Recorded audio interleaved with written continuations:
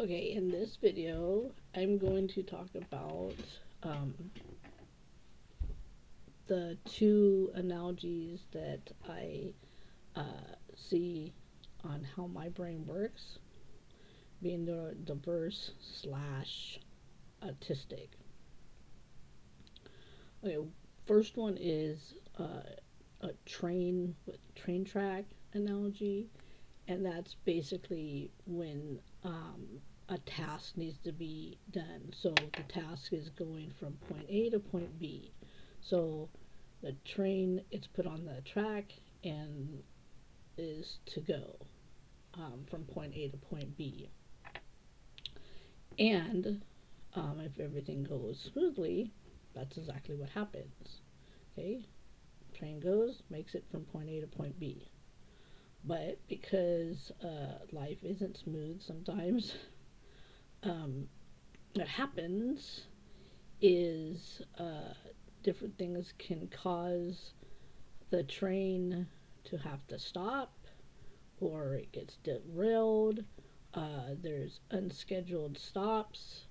Um, so, a derailment is obviously something happens where basically a crisis happens, or a tragedy, or it doesn't have to be quite that extreme. Um, uh, you could be set to do something, and then uh, you find out this is reality with pets, that something happened to the pet, and now you got to take the pet to the vet. Uh, so you were planning on going grocery shopping, which is the first task. So now that got derailed. Now you can also um, have it where the train just stops. Like, oh, nope, this train on this track has to stop, and now we have to do this track, which would be the new task is taking the pet to the vet. Okay, so that's now you're got a second track set up, and now we got to take the pet to the vet. Okay, because you still need to go grocery shopping. It's like this because the pet needs to go to the vet doesn't make, oh, okay, now I don't have to go grocery shopping. That still has to be done. So you still have this train over here on this track, and it's been stopped. Um, and then now you're on this new track with taking the pet to the vet, or some whatever. I mean, anything else. There's a lot of things that can be on the list that cause another track and train to be established, and this one's put on hold. And then sometimes you have several trains on tracks, and they're all being put on hold because, uh, you know, um, if you had a vehicle and you're gonna go to the grocery store, and then the pet, you realize, oh, the pet needs to go to the vet. Well, then you go out and your car has a flat tire. Well, now that's a third track because now you gotta fix the tire before you can get the pet to the vet, and then before you can do grocery shopping. So, um, uh, so that can be kind of daunting. The more tracks that get put out, basically, uh, the more cluttered your head gets, and it can start feeling over. You start feeling overwhelmed because you got too many things started. Too many projects, too many tasks that are started and not getting done.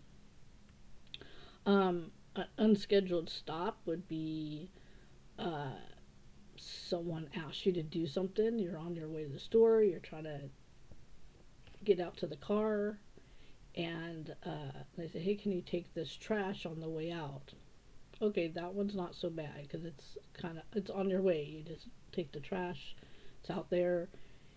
Um, but it's still something that for me, someone like me, I have to put in my head. You know what I'm saying? It's like, oh, I need to take the trash out. Okay, I'm trying to make it to my car to go to the store.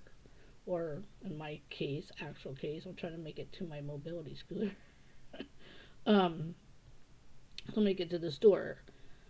Uh, but hopefully, just taking the trash out isn't that big a deal because it's on the way. But other things that can cause problems is you're going to the store and then on the way out, someone says, "Hey, while you're there, can you pick up this, that, or the other?" Um,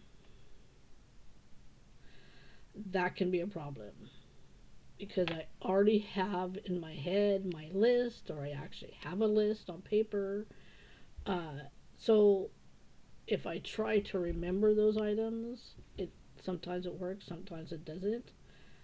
The ideal is to go okay and then go back, find something to write down, and add that to your list. Okay, but that doesn't always happen.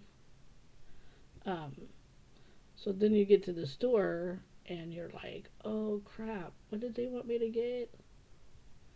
Um, and you're trying to remember what it was. Um, and that's the writing down and adding it to my list is one that's where I can change my behavior and to make the situation better. Um, and that's what I'm trying to do more and more is realize I need to write things down. Um,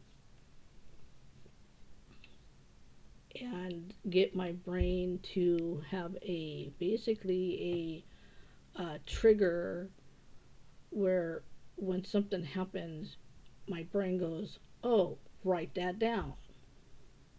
That I get a trigger, it's kind of like an alarm or something, and I'm getting better at that, especially when it's something happens and I'm trying to.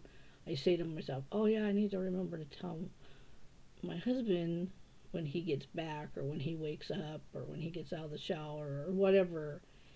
And instead of just saying that to myself, I'm trying to make that a trigger that when I'm saying that, that also is a trigger to say, write it down, please, make a note, because I don't remember to tell him. A lot of times, um, there's too much stuff that happens in between me thinking that and me seeing him. So, that is another change I'm making uh, to make my life better and make communication better with my husband and with our children. If we are wanting to them to do something and we're waiting for them to wake up or get home or whatever. So um, I also am seeing now that I'm understanding things and paying attention, I'm also seeing the distractions that happen that cause me to forget something someone said to me. Um, so, say I'm on my way to the store and a family member calls, I answer my phone and they're like, "Oh, hey, can you pick up this while you're there?" Um, well, I'm not in the position to write it down because I'm on my way. Okay, I'm out on the street on a mobility scooter.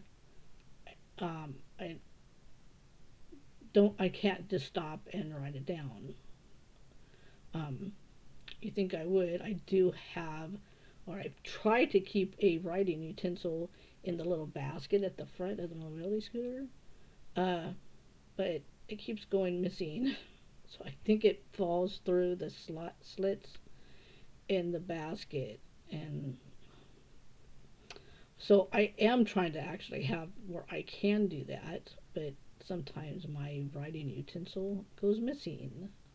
So say they say that to me, I can't write it down, so I'm trying to remember, and I'm trying to just get to the store, and then once I get in the store, I'll um, try to remember to write it down, or maybe just go straight to that item and get it, put it in my basket, because I do have a my husband made a basket for the back of the scooter. It's really nice. He did a good job. Um, but what I'm seeing is sometimes something will happen where my plan is to, as soon as I get in the store, to stop and write it down, and or go straight there, try to remember, because like I said, I don't always have a writing utensil with me. Um, but things can happen that I get distracted. They have a new display. As soon as I get to the store, I'm like, oh, look at that, or because I usually put the seasonal items right there at the in the entrance of the store.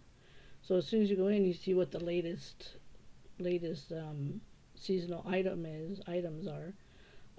But I also might get distracted by someone's clothing.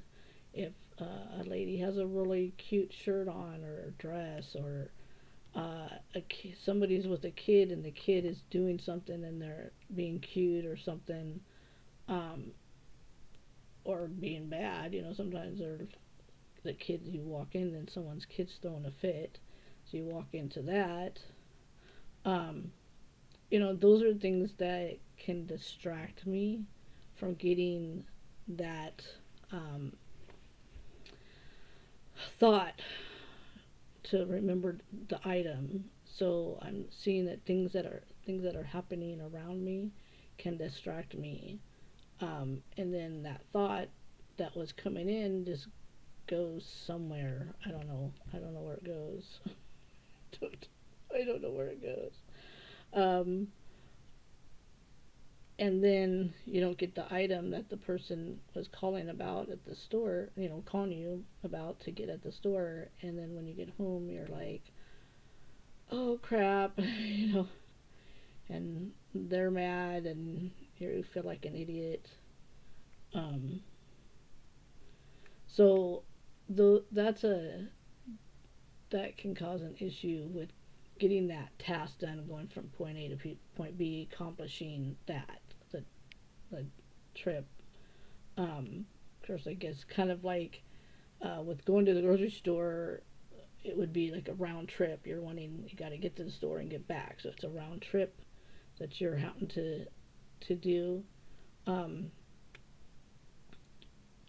so whatever task, like if you need to get dishes done, or you need to go run errands, or whatever task I might have, my brain act to me, I see it as a train track with a train, and and each there's different. I can end up having several different tracks trying to have trains going from point A to point B. If I'm needing to get dishes done, I need to do laundry, I need to go to the grocery store, um, those are all separate train tracks. Unless I can, um, I guess I could try to maybe work with my brain to make it one track, and those are stops along the way. Uh, I might be able to do that, but that's going to take effort. That is going to take a conscious effort. Um, and then you have to, like, well, what stop did I make? Which one did I make? Which one I haven't made? And then you have to, decide, well, what order you're going to do the stops at. So that can cause added work. I mean, it's not necessarily added difficulty, it's just extra work that my brain has to do. You know what I'm saying? Hopefully, you know what I'm saying.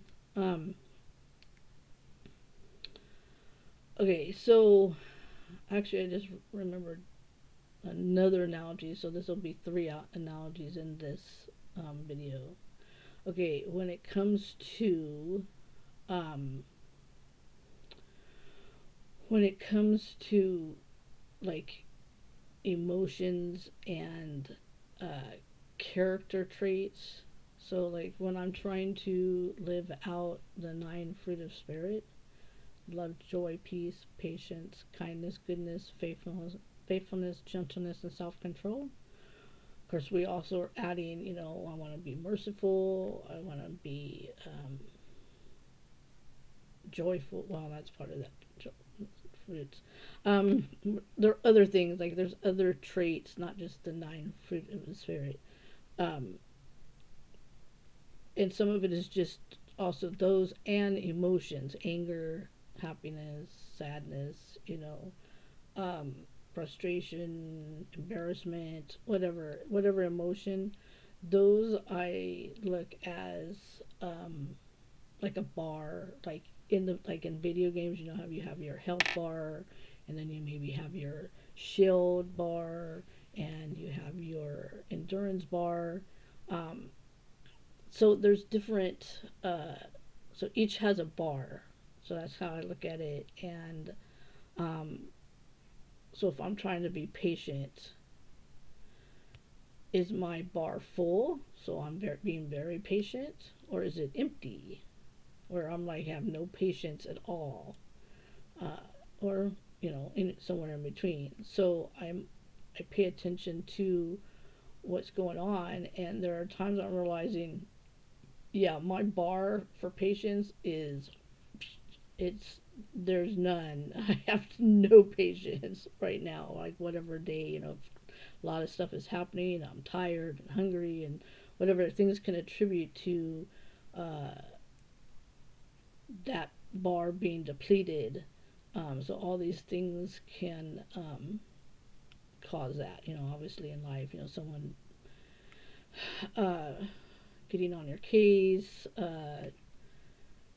all this stuff that can happen. Your car breaks down. You're like, oh, we're out of milk. I just bought milk, and just so now you're like, I gotta go to the store, and just everything. How life gets, where you just all these things come in, and you start stressing. So, and then what I need personally to replenish my bar, I have what works for me, and everybody has their stress and emotion management items that their list that they can pull from. So, in order to get my patience back, I might back up. I might have to just go listen to some music. That's one thing on my list. I really like listening to music. It really helps me. Um, so, playing games on the internet, that can help me. Basically, when it comes to patience, you just need to, I guess, time to chill and kind of recoup and kind of reset your brain. Um, I also see that it is possible to have a boost, like in a video game. Sometimes you can have a special boost where you drink a power drink or whatever it is, and then your whatever bar goes up. It's kind of like a boost to gives you 50% more or something, or sometimes you can get the whole fills your bar up all the way. So that mechanic in games is a very good analogy for me. um, and and getting those bars up to where they need to be or down. I mean, anger is one of those where you'd want the bar to be empty. Like, yeah, no, I have no anger right now. Yeah, no, I'm doing good, no anger. Other times, yeah, my bar is full. No, I'm dealing with extreme anger. You know what I'm saying? Those are times. You know, um, so that's on that one. You would want your goal is to get the bar empty, and again, there's your management skills and items that you use to get yourself to get calm, cool, and collected. Uh, so, um, so that's for emotions and character, like character traits that you would want to exhibit. Um, the bar system for those. I'm also the third one that I'm seeing in me is it's when someone is talking to me and what I do with that information. Is it a question? Is it just a story? Is it a comment? Is it a complaint? Um, and I see myself see it how things go. It's kind of like whether it's me or the other person. This is where I'm not really sure, but it's like I would just say me. It's like someone hands me a file, so I walk into like a reception area, kind of like a waiting room, like kind of like a doctor's office. I kind of look like at a, I don't know, I just have this picture of like a waiting room. You walk in and you have the desk, so I need to check in this file. And so if there's a line, like I have a lot of like people, someone's talking to me and I'm having a bunch of information given to me, I have to try to file that away in my brain. So it's just like showing up at the, I guess, the file clerk's desk, I guess, counter. Um, so I'm trying to check in this file. So I get to the counter to check it in. Well, if everything goes as planned, as the way it should be, that file gets checked in and then gets put in the inbox so that I can do something about it. Especially when it's like a request, like someone's asking me to do something. Uh, so that gets put in the inbox, and then eventually that gets when I go to actually do what the person's asking me to do, it's like going to the inbox and grabbing the file and, okay, what do I need to do? And assessing the file and then getting the job done, the task or whatever they're asking. Um, well, sometimes what I'm seeing happens, again, there's distractions that happen. And I have the file, I go to check it in, and then I just leave it on the counter, and then something else is happening and I'm having to address something else or think about something else or go do something else. Uh, and that file never got checked in and put in the inbox, but it's still sitting there on the counter, so it's still there. Um, and sometimes I can remember that it's still sitting there and get that checked in and put it in the inbox. Other times I forget it's there and it's like, okay, it just sits there for however what, and then I guess uh, depending on what type of file it is, I guess it can just disappear. I guess I mean if uh, you just forget about it and you're like it's like it just sat there and then just disappeared. And then later on when someone asks you, hey, did you do this, or hey, did you get this, did you go to the store yet? Yes. Well, did you get such and such item? No. And it's because that file never got put in the inbox to be put on the list for the store, and that was what I was supposed to do. But I got distracted by whatever happens. It can be anything. It could be something serious. It could be something fun.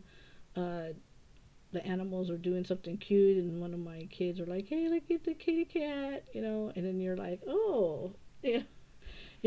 You forget about the file that was supposed to be checked in, and then um, so sometimes I can find the file when something comes up. It's like, oh yeah, I was supposed to do this. What? Oh yeah, okay. And then check in the file. Okay, yeah, I'll do that in a couple hours. I got to do these other things first.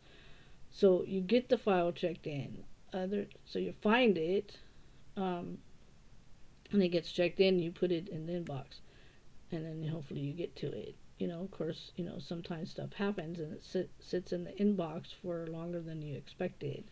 You're gonna you were, had planned to take care of it in 2 hours, but then this happened, that happened, whatever, and then 5 hours later you're like, okay, I need to go do this or whatever.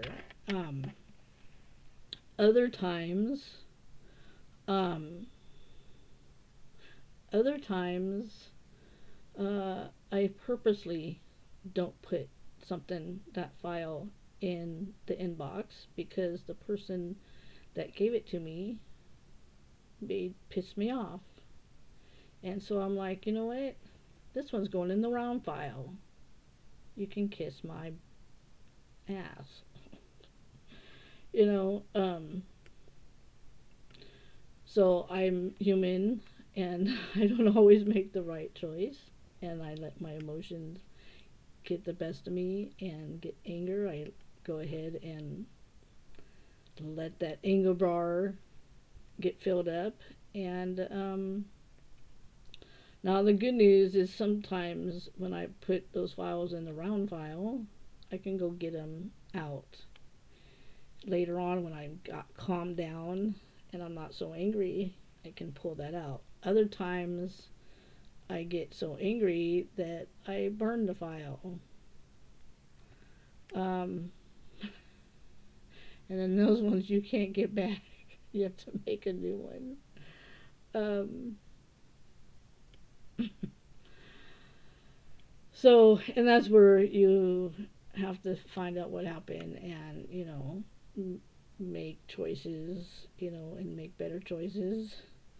Um, and sometimes it happens, sometimes it doesn't, you know. Um, even though I endeavor to make all the best choices, uh, I don't do it 100% of the time. So I'm not there yet. Um, who is, right? Um, um, sometimes, I conveniently um, forget that I have the file. Even if I put it in the inbox.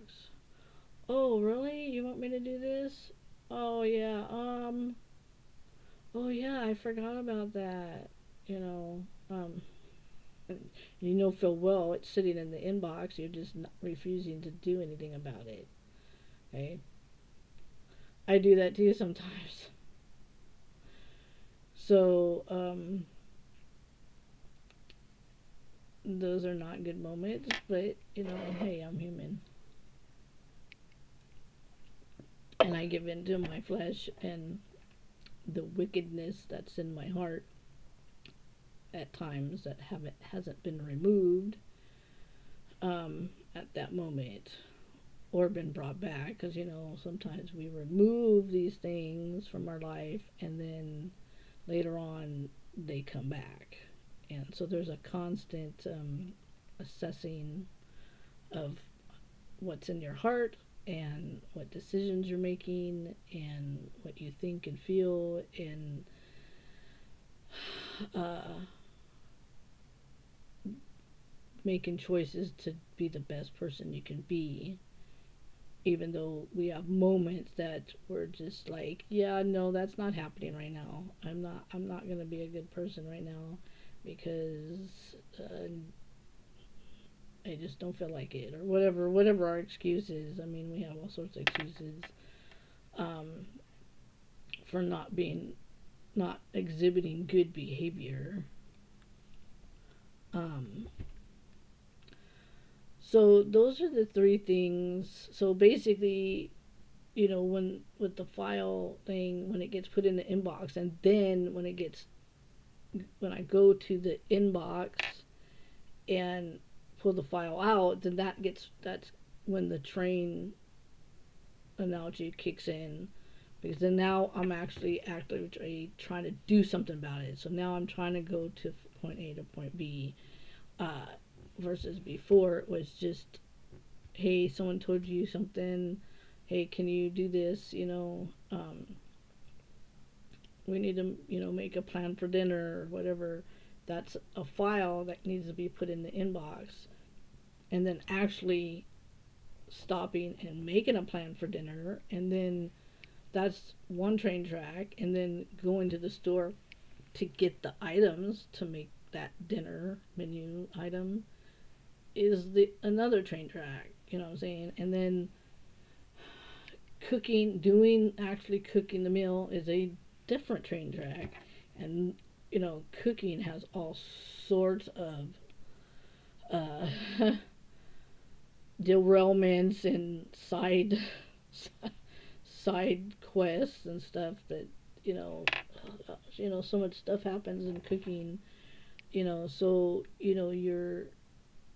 basically it would be kind of like you're doing cooking and then you go to cook and then you realize, the sink is full of dishes.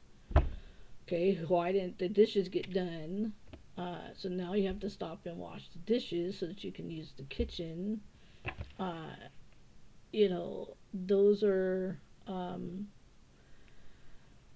those are things those can either be that scenario can either be a new train track or it can be actually an unscheduled stop.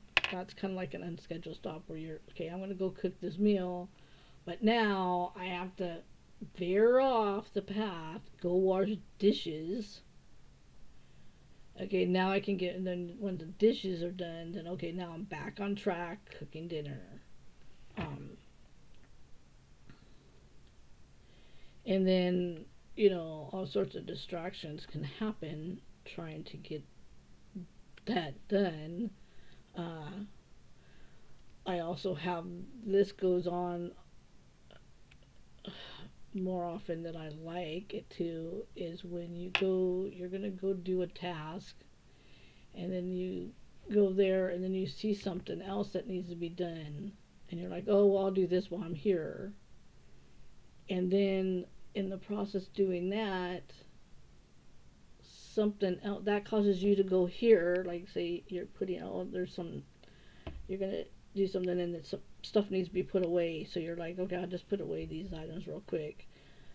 Well, then that one of those items needs to be put over here, so then this brings you over here, which then you see something else that needs to be done, or you go there and there's somebody in that area and then they start talking to you about whatever, so then you have to stop and interact with them, and then that they might invoke a request, so you're like, okay, I'll go do it, so you have to stop and go fulfill the request, uh, and then in doing that you go to a different area in the house, which then causes you to see something else that needs to be done, and you're like, okay, let me just do this, or I have to do this, I can't do what this person was asking me unless I do this, so now I have to stop and do this, and it's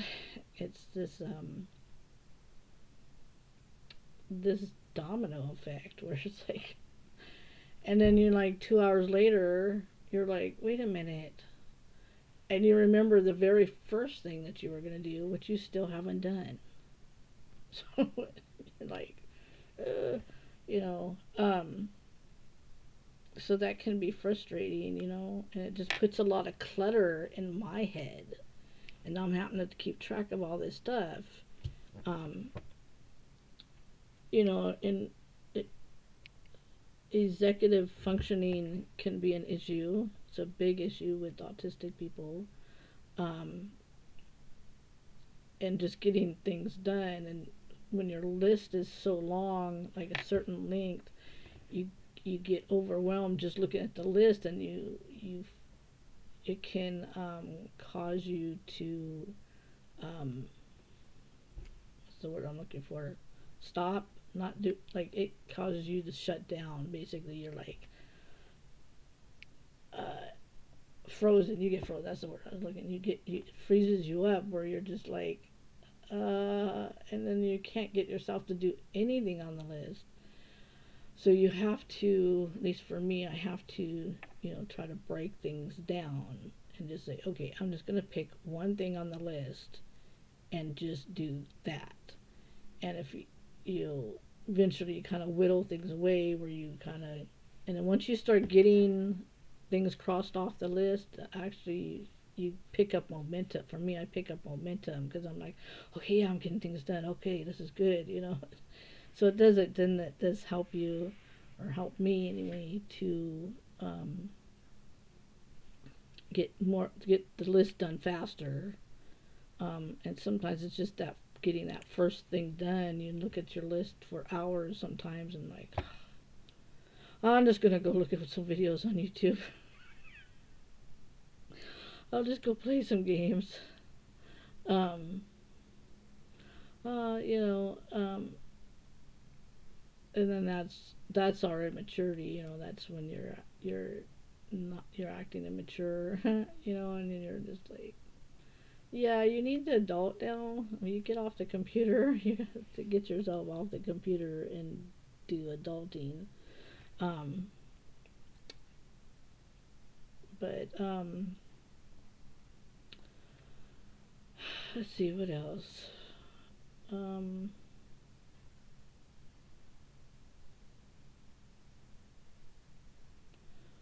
anyway, I think that's all. That's what I have to say. Those are the way my brain, or I'm seeing my brain works. If anybody has any questions, comments, or complaints about what I said, there's the lovely comment section down below, and we can have a discussion about it. And feel free to share yours. Oh, I know here in the autistic realm, you have the spoon theory. So a lot of what I'm saying, there's some lady in her mind, she had this. For her, it felt like, I guess how she saw things is, at the beginning of her day, she's given a certain amount of spoons, and then when as her day progresses, those spoons get taken away. So, you know, in order to successfully, easily do something, you need the most spoons, I guess. But when the spoons get taken away, if she's needing to do something, and by the time she goes to do that, she only has like one spoon left, then it's so difficult to get that task done. She doesn't have the energy and the willpower and whatever to do that, or it just makes it really difficult um, to function in that task. Um, so for me, that analogy doesn't work for me. Uh, uh, and these are the analogies that I've come up with that work, that seem to make me understand what's happening within me and my thoughts, and um, my brain, and how I'm processing information. And oh, and that's too where I found out. Once I found out about the autism, I realized all these years I was trying to process all this information in my environment, and I'm talking like everything, all the colors, all the shapes. Everywhere you look, you see shapes, numbers, letters. Uh, there's people talking, so you're trying to process people talking, um, and things that they're doing. Uh, every little bit, every little thing, and this is where we're in. I would say that the autistic realm, the autistic community, is wanting other people to understand how much we're trying to process. It's like, it's like handing someone a watch. And so, well, as I understand it, in the neurotypical world, if you hand somebody a watch, they just think, oh, watch. Um, but if you hand an autistic person a watch, many of us we don't just say, oh, watch. We say numbers, hands, gears, strap, like every little part of that watch, it's like it's taken apart and spread out, and we see all the little pieces, and uh, we see the function. Oh, someone's supposed to use this. Someone helps them get up in the morning. They set their alarm on their watch. They are able to get to their job on time. They're able to go on this date and get there on time and know what time it is and what time they need to leave. All this stuff goes through our brain in it's a millisecond. So a watch, we just don't go, oh, okay, this is a watch. No, as far as I can explain it, and it's my own only my perspective, and so other autistic people can put in their 2 cents or 4 cents um, on what from their perspective, because it's the spectrum, autistic spectrum is very wide, so you know these perspectives are going to vary greatly from person to person. But it's when we see something, we're not just seeing it as a whole. We see all the little pieces. We see the shapes. So when we look at that, like a watch, it's like, oh, we see round. Okay, we see pin. There's the pin that holds the strap on. We see buckle. The little buckle part of it. It's like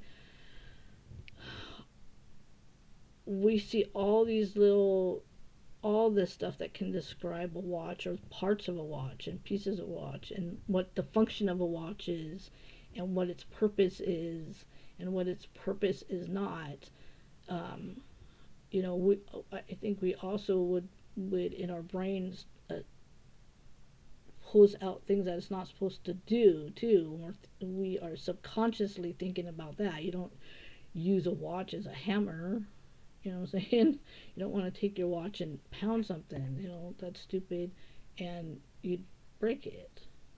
So I think that that's what happens with an autistic brain. That it's just all this information comes, and some of it is subconscious. It's not like like we're thinking about it at the front of our brain. It's in the back.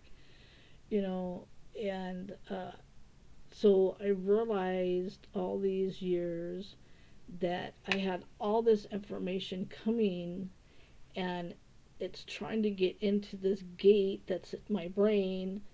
And when you have 1,000 people trying to make it through a gate at one time, that's chaotic.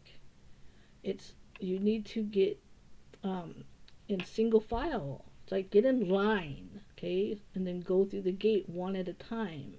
And then once you get in the gate, it's like, well, you need to go here, and then you need to go here, okay, and the person next to the person goes in, they need to go there, and it's putting everything where it's supposed to go. So when I get this information now, it's kind of like it's like, I guess, the line going into that file check-in room. It's like instead of all this information trying to get into the door at one time, I'm now learning how to get everything to stand in line in a single file line, and let things in one at a time, and then manage where those go once you get in. And of course, when you get into a situation and someone's giving you information, you're like, well, what am I supposed to do with that information? And it's like you're standing there in you're in the door with this file, but you don't know what to do with it. And even checking in, it's like, well, do I want to check this in? Sometimes when you have topics, people are discussing topics, and they're giving you information, you're just like, you have to sometimes even have to stop and decide whether you want to even keep that information. And then sometimes you decide, yeah, no, I'm not keeping that. And you're like, yeah, that's going straight to the trash can. I am not keeping that. I'm not putting it in no inbox in my brain. No. Other times you're like, well, okay, I guess uh, I need to check this in, and you're trying to, the process of checking it in and put it in the inbox and then doing something with the file, sometimes that can happen within a matter of a minute or two. You know what I'm saying? It's not like always, the files always sit in the inbox for hours or days or weeks. Some things do, when you need to, um, when you're wanting to buy a big ticket item and you need to do your research on prices and the availability and what what does it do and where you can buy it. That's research you would have to do online. Or you can do online, or other ways you're asking questions. So that's something like a thing like that. That's something that's going to sit in your inbox for a while, and you're going to get it and do something about it and then put it back in because you're trying to do your research on that. But some files need to be checked in, put in the inbox, and then like done something with immediately. Um, with the nature of what it is. Um, and some of that is just filing it away. When you're some of those files that come in are just information that you can use later. So trying to understand where to file that in my brain, because that's also kind of how I look at things. Is um, a big filing system, and when someone gives you information, you file away, and then when you need it, you gotta go find that file and get it out so you can use it. And sometimes that can take a while because you're like, especially when someone like asks you what happened, well, were you there? And it's like, that was last week, or that was last month. And so you're trying to like go through your file. Okay, what happened? What was I doing? And it's like, to me, it's like trying to go through this whole filing system, trying to find the memories of what happened. And the memories can be filed in different sections, I guess, in different drawers of your brain. Um, uh, so that's, I guess, another type of analogy, I guess. So I guess this is becoming quite extensive, um, on analogies. Um, I had a about a month ago. I was talking to my husband. I wanted to tell him two things, and so I told him the first thing, and then when I went to go tell him the second thing, I couldn't remember what it was. And I was like, crap, where did I do with that? I don't know what happened to that that thought, And I was like, what did I do? And I was trying to remember what I was going to tell him, and I knew it was important. I'm like, I know it's something important. And I was like, crap. And I'm like, crap, I have no idea where that thought went. Um, but fortunately, a few hours later, uh, some I don't remember. I don't even remember what it was, but I remember that something happened, and it triggered what I wanted to talk to him about. I was like, yes, okay, I remember now. And it was important. It was important. I remember it was important. I don't remember what it was, but I remember it was important. But I did remember that triggered that. So I was like, oh, thank you. But it was weird because I was like, I don't know where that thought went. Like, it just felt like it just disappeared into like no man's land. And but anyway, that's an example of, you know, I needed to take care of that file right away. It got put in the inbox, but then it somehow disappeared, and I didn't know where to find it. You know, but eventually it showed up, so that's the good news. It eventually did show up. I was able to find it. Like, oh, there you are. Um, so, uh,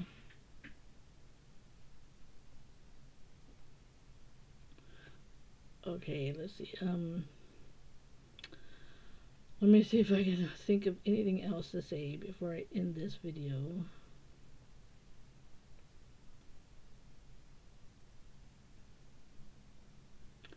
I guess that's it. No, I don't want to sit here for 5 minutes trying to think about it.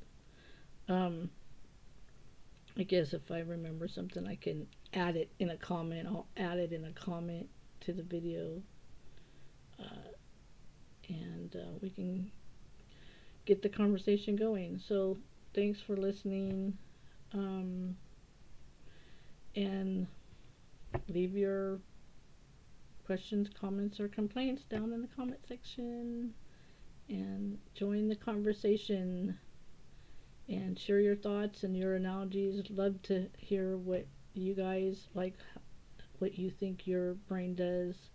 I'm in processing information and functioning through life, and what you use. Do you use the spoon theory? Do you do what I'm saying? Does what I'm saying? Does that you think your brain does that, or what? What does your brain do? So share, so we can all learn and understand, and that helps us understand each other, so that we can be more accommodating, more understanding, more compassionate. Uh, we can helps us be kind and merciful on other people and each other, and helps us learn so that we can learn about ourselves too. And maybe what you're saying will help someone later on when they read your comment. So don't hold back, because people need your information too. So share below. All right, we'll talk to you later, and we'll figure out what the next video is. I'll have to think about it. All right, bye.